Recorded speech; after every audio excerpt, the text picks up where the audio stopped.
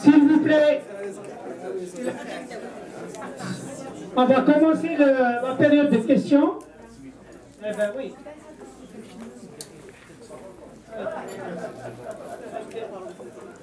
Ok, donc on va faire trois questions à la fois. Donc, ok, vas-y. Alors, à partir de là, tu vas poser la question. Et puis, on n'a pas besoin d'approcher plus. Rachid, vous êtes prêts? Oui, oui, je suis prêt. Ok. Alors, la question, c'est le. Ali Kachi. Ali Kachi. Ali Kachi.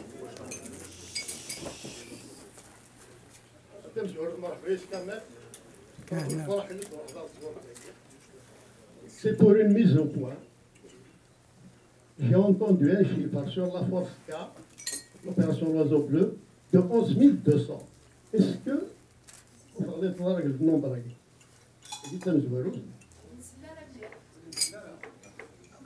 vous avez donné un chiffre sur la force K, l'opération L'Oiseau Bleu, de 11 200 bonhommes. Vous avez dit, est-ce que vous allez voir le nombre de Fisnef. Vous avez cité Achir Taha, son nom c'est Achir Taha, parce que c'est un parent lointain. Vous avez quelqu'un à mettre. Je vous remercie. Achir, oui. Merci. Oui. Je suis de l'Algérie, je suis de Bessa. Ma question, la première parce que j'en ai plus qu'une. Premièrement, d'après ce que vous avez dit, c'est que Msali était vraiment un problème pour le PPA qu'une solution. Pourquoi le PPA l'a choisi et pourquoi l'a laissé, c'est-à-dire à la tête du parti? Ça, c'est ma première question. La deuxième, c'était en regardant votre parcours de militantiste et révolutionnaire, je vois que vous avez fait quand même plus qu'une soixantaine d'années de parcours. Comment justifiez-vous votre participation au gouvernement boumedienne, c'est-à-dire, et c'est lui qui a opprimé tous les Algériens, notamment les Kabyles. Et merci beaucoup.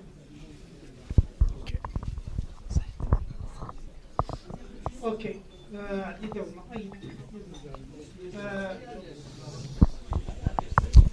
Troisième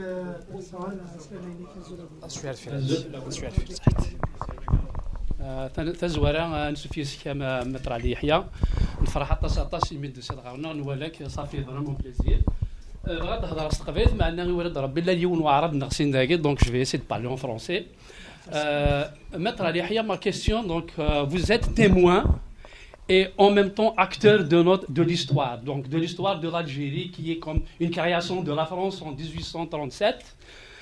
J'aimerais savoir par rapport à tout ce qui s'est passé, à tout ce que vous avez vécu, donc on avait pris avec tout ce qui s'est passé, donc on s'est basé sur vos expériences, on a abouti à une autre conclusion qui est celle de demander l'autonomie, l'indépendance de la Kabylie carrément. Qu'est-ce que vous voyez? Est-ce qu'il y a un espoir avec tout ce que vous avez vécu qu'un jour on pourra vivre en Algérie, dans un pays où tout le monde, où l'Algérie va reconnaître tous ses enfants? Est-ce qu'il y a cet espoir-là? Ou bien que les Kabyles, avec tous ces assassinats, avec toutes ces magouilles, avec tout ce qui s'est passé là, est-ce qu'on peut prendre notre destin en main? Voici ma question. Merci.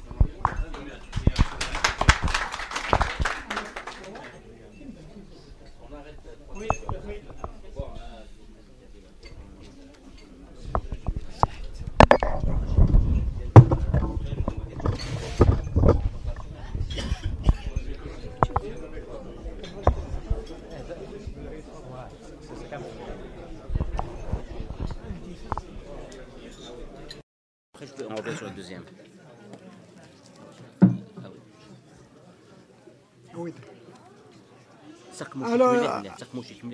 Alors, je réponds à la première intervention. Est-ce que c'est Achir Tahar ou Achish Tahar? C'est Achish Tahar, de Bouzguen. Et je connaissais même le village à côté de Bouzguen, Sothori Smith, mais je me souviens. Aït Salah, c'est vrai. La première question, 11 200, moi je la tiens de Hamdou Zaïd. Hamdou Zaïd, d'abord, quand il était à l'hôpital d'El Harrach, j'ai discuté avec lui parce qu'il m'a remis la valise, je lui ai rapporté la valise. Il m'a dit qu'il y avait l'armement lourd, l'armement léger et l'armement moyen. Deuxièmement, il y avait 11 200 militaires qui avaient pris le maquis et à qui on a donné cet armement. L'argent, je ne me souviens pas, mais je me souviens la valise rouge. Quand il me l'a donnée, je l'ai ouverte, elle était pleine d'argent. Je ne me souviens pas de combien était l'argent. Voilà ce que je peux dire, c'est bien Hachiche. La deuxième question, PPA a choisi Messali. Il a listé à la tête du parti. Oui, voilà. C'est Messali, vous savez, Messali, on l'adorait tous les militants. On chantait tous les chants pour militants, même en Kabylie. Quand on se réunissait, les jeunes militants, on disait Yarham Messali et Ahmed Bouda. Donc on chantait dans les chants comme ça. C'est vrai qu'il avait pris la tête du parti. À l'époque, vous savez, il y avait dans l'internationale socialiste des communistes, il y avait une 13e condition qui disait, dans la période que nous traversons, c'est-à-dire avant à la création de l'étoile nord-africaine et de Somme, il faut que le parti soit dirigé comme une armée. C'était les soviétiques qui disaient ça, c'est-à-dire une obéissance totale et complète.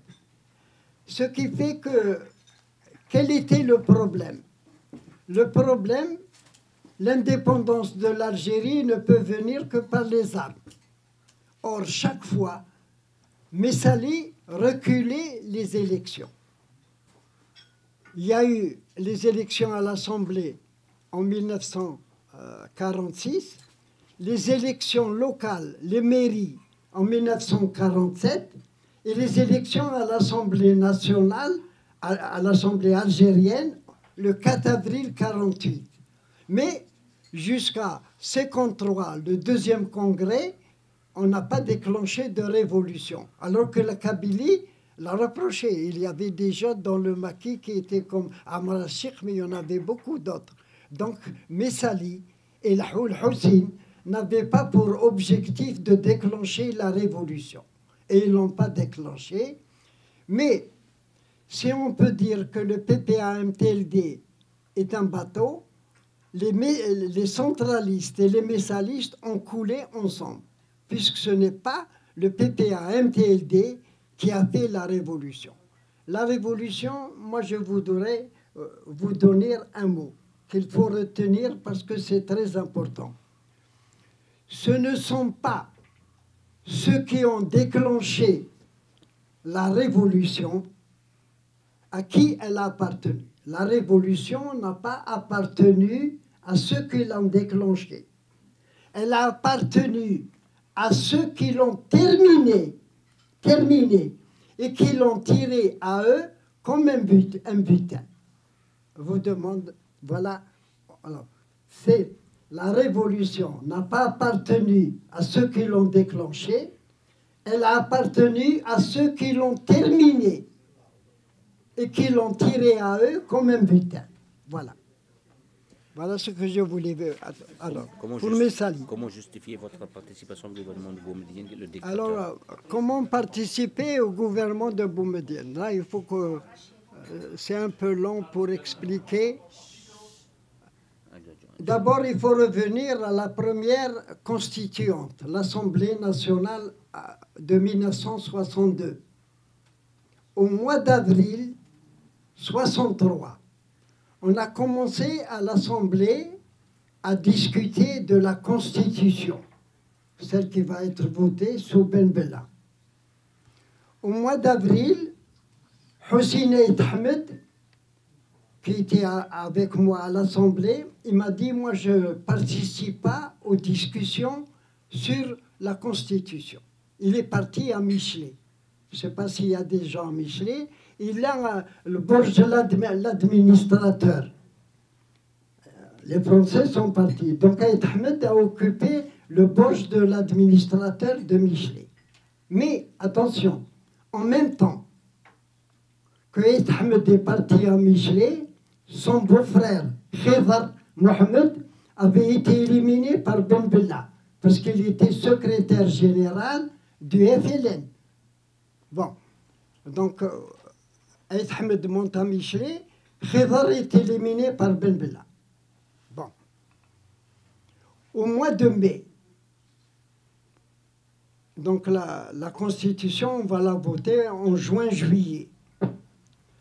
Si Mohamed El Hadj était colonel de la Wilaya 3, il devient 7e région militaire à Tizi Ouzou, mais avec tous les officiers de la Wilaya 3. C'est la Wilaya 3 qui est devenue 7e région militaire. Il vient me voir. Il m'a dit, voilà, j'ai été contacté par Eid Ahmed 3 fois. Les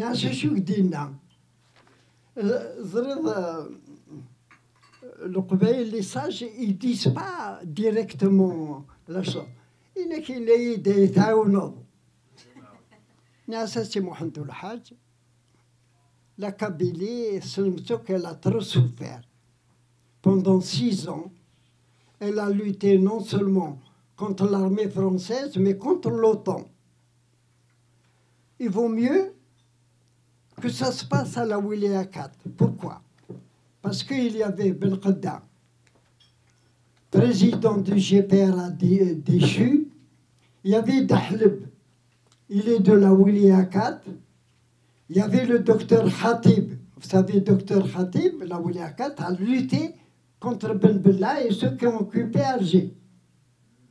Et derrière, il y a la Wilaya 6 avec Chabani et Khidr. نفسر نثني عوما نكوني غنعاون نطاسين سعدة إلا كنحارب الشيطان في ثمورتنا سو موادم وموا دوت يروح دغوري سي محمد الحاج إنك جو في بارتير أرمو إي باجاج أو ماكي إنك تسدو ضيدي أنا سي محمد الحاج ما تشكينا نروح نمنال pour revenir à la question qui est posée, le 29 septembre. Le 29 septembre 63, c'est la création du FFS. Mais Nejma, c'est Etmedri. Etmedri d'Ethmlel. Vous savez, c'est à 4 km de Michelet. Entre Ethishem, Kadir, Nejma, نقيم القاعة. خاطر يتمدري ذا خام القبائل كسا. نقيم القاعة يكرد مراد وسديك. Mourad Ousdik, c'est un avocat en France. Dès la réunion, il a dit qu'il faut donner le pouvoir militaire à Eid Ahmed. La première réunion.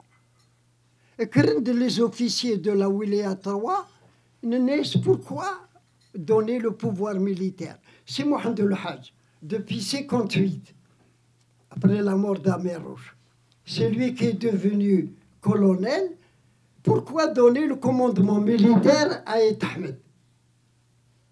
Bon, ça a été très mauvais. Chez moi, il y a 2 officiers, Erthan, Achidenan, Nanas Assil Hussein. Chine, tu étais responsable de l'os, mais tu as appris le travail militaire sur les revues de l'armée française. Inès Nukunia, il maquis. On a lutté contre les colonels, les généraux français et les généraux de l'OTAN. Comment on va lutter contre les maquis français. Voilà. ثم دي اثنين في 12 روح ندغوري 4 les officiers عند تخصيص غينيا de donner le pouvoir politique et militaire et تحمد وتنقبل على. Bon. Et puis il y a eu la guerre du sable avec le Maroc. Donc Saïd Abid, qui était le commandant de Tizi Ouzou, il nous a contactés. نروح نكيني وكذا وزديك مراد. On a rencontré Ben Bella, mais après une réunion à Djeman Serij de tout le FFS, après le 29. On a rencontré Ben Bella, et il faut des roح c'est Mohamed El Hadj. C'est Mohamed El Hadj, il a Askania. Il a rencontré Ben Bella. Après la réunion, Ben Bella, il a fait une conférence de presse et il a dit le colonel, c'est Mohamed El Hadj, ex-colonel, c'est-à-dire il a révoqué, ex-colonel. Bon, donc voilà. Et Ahmed, après il est allé voir Ben Bella. Mais durant Ahmed Sini, après, est-ce que l'armée va rester dans les maquis? Puisque c'est Mohamed El Hadj, il n'est plus responsable de la 7e région. Je viens de Mensen et Ahmed dit que je vais continuer. Voilà comment ça s'est passé, voilà comment la séparation s'est faite. Ensuite, pour revenir à la question du frère, Agadik Kimen dans les maquis avec Aït Ahmed. Rohanokar France. Parce qu'en Kabylie, à partir du moment où les militaires ils ont suivi Mohamed El Hadj, il n'y avait pas beaucoup de choses. Donc, que ce soit le colonel ou que ce soit celui qui a parlé à Berber Télévision, le 17 octobre 65, c'est-à-dire 2 jours avant le 19 juin. Ben Bella, il savait qu'il y a un coup d'État se préparer contre lui. Il a appelé les gens qui étaient avec Aït Ahmed pour discuter. Il de Daniel Ben Younes, le frère d'Amara, qui était de la Fédération de France. Ils ont rencontré Ben Bella le 17 octobre. Et il y a eu une entente, d'après eux, entre le FFS, la tendance Aït Ahmed, et Ben Bella, Ben Bella a dit phare, et ils vont reconnaître le FFS comme parti politique. Nous, avec Omar Boudaoud de la Fédération de France, toute la fédération, on était derrière, c'est Mohamed El Hadj. Donc le 19 juin, quand il y a eu le coup d'État de Boumediene, la partie du FFS qui devait négocier avec Ben Bella, ça a été éliminé. Donc quand ils disent on a obtenu la reconnaissance du FFS, Ben Bella, il était coincé, il voulait avoir une partie de la Kabylie avec lui. On est resté, nous venons avec Ben Bella, c'est Mohamed El Hadj, et Mchan avec Boumediene le 19 juin. C'est Mohamed El Hadj, il est devenu membre du secrétariat du FLN avec le compagnon de Boumediene, Chérif Belkacem. C'était lui qui était responsable du FLN avec Khatib de la Wilaya 4 et Sot al-Arab de la Wilaya 2. Et c'était le secrétariat. Nkini Boudaoud, on est resté à l'intérieur avec Boumediene. Voilà. Boumediene m'a désigné comme ministre des Travaux publics. Atassi Sinan Ali Haya, il était ministre de Boumediene, de Ben Bella. Je n'ai pas été ministre de Ben Bella. Il m'a contacté, mais j'ai refusé. Après, je suis devenu ministre de l'Agriculture. Pourquoi? Parce que ce n'est pas une décision personnelle. C'était une décision de Mohamed El Hadj avec tous les compagnons, y compris la Fédération de France. Mais, et l'agriculture, non, quand il fallait, à titre personnel, démissionner de l'agriculture, j'ai démissionné parce que c'était personnel. Ce n'était pas un ensemble qui devait prendre une décision. Quand il fallait prendre la décision, je l'ai prise. Voilà ce que je voulais dire. L'autonomie de l'indépendance de la Kabylie. Vous savez, je ne sais pas si vous avez quelques-uns ont lu. Je sais pas, j'ai écrit il y a 15 jours un dernier article où c'est écrit en titre l'Algérie est une nation bananière, est une république bananière. Et à la fin, j'ai fait 4 parties, toujours la même chose. J'ai parlé de la berbérité dans la deuxième partie, et puis quand j'ai parlé des politiques, j'ai dit il faut reconnaître le parti de Ali Ben Fliss, il faut reconnaître le parti de l'ancien Premier ministre Seyed Ahmed Ghazali, et il faut reconnaître le parti de Farhat Mani. Je l'ai écrit, et je maintiens mon équipe. Pourquoi? Parce que vous savez, c'est des questions politiques, il faut qu'elles reviennent au peuple. C'est le peuple qui va décider demain, lorsqu'il y aura des élections libres, quelle position ils vont prendre. Quand je suis allé à Paris au mois d'avril, j'ai rencontré Farhat Mani. J'ai discuté avec lui. Maintenant, il y a un problème qui se pose. Quel est le problème? Lorsque ce pouvoir va partir, et il va partir avant avril 2015,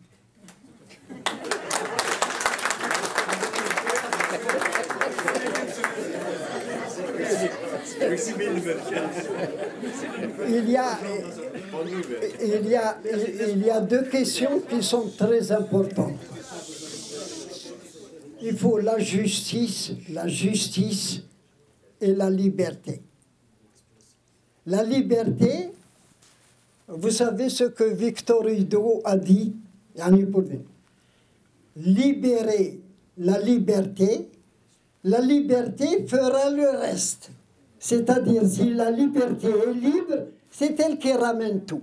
Donc, liberté et devoir. Bon. Demain, si on arrive, comme les pays africains font, à revenir au peuple. Parce que quand on a libéré l'Algérie en 1962, on a libéré le territoire. Mais on n'a pas libéré le peuple, ni les Algériens ou les Algériennes. Pourquoi? Le colonialisme, il nous a enlevé 2 choses. La souveraineté populaire. Vous savez ce que c'est la souveraineté populaire? Elle appartient au peuple. La souveraineté populaire, c'est le droit et le devoir du peuple algérien d'élire à toutes les institutions de l'État, depuis la commune jusqu'au président de la République, quelqu'un qu'ils ont choisi par des élections libres. Et la citoyenneté, c'est permettre à l'Algérien et à l'Algérienne de participer à la vie du pays, au niveau de la commune, au niveau de la wilaya, à dire leur contribution quand on n'est pas content. On ne les a pas obtenus. On était des sujets du temps de la France, on est des sujets maintenant. Attention, vous n'êtes ni des citoyens ni des citoyennes. Il n'y a pas de souveraineté populaire. La souveraineté populaire du peuple, elle a été confisquée par les militaires. C'est les militaires, toujours, qui ont désigné les présidents de la République, de Ben Bella jusqu'à Bouteflika, et c'est eux qui les ont relevés.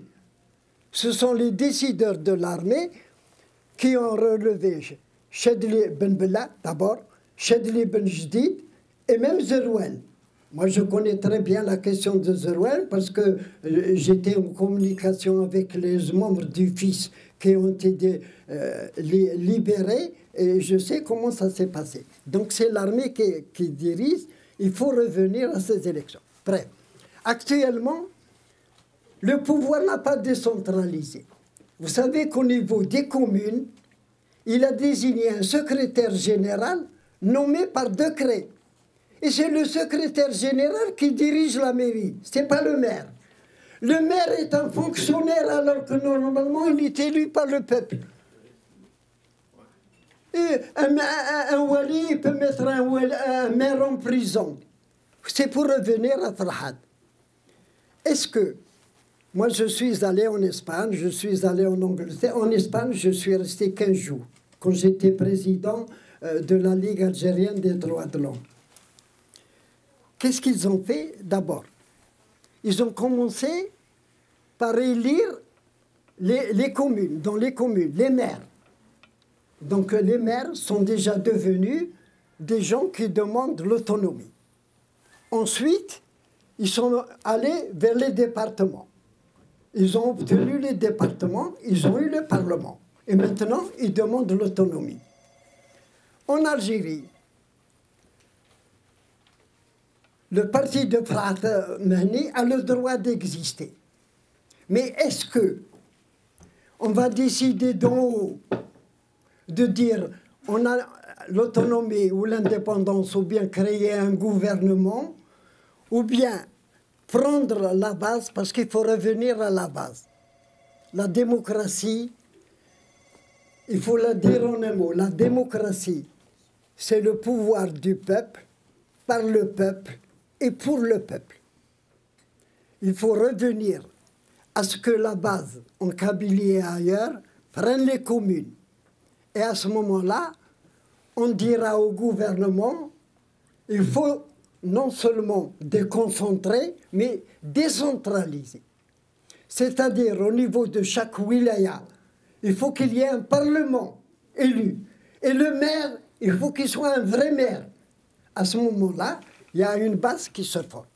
Mais que le parti du MAC soit reconnu, moi je l'ai écrit, c'est le premier. J'ai reçu des coups de téléphone qui m'insultaient. Mais c'est un principe de la démocratie. C'est de respecter le suffrage universel et la volonté du peuple. Voilà. Donc pour revenir à ce...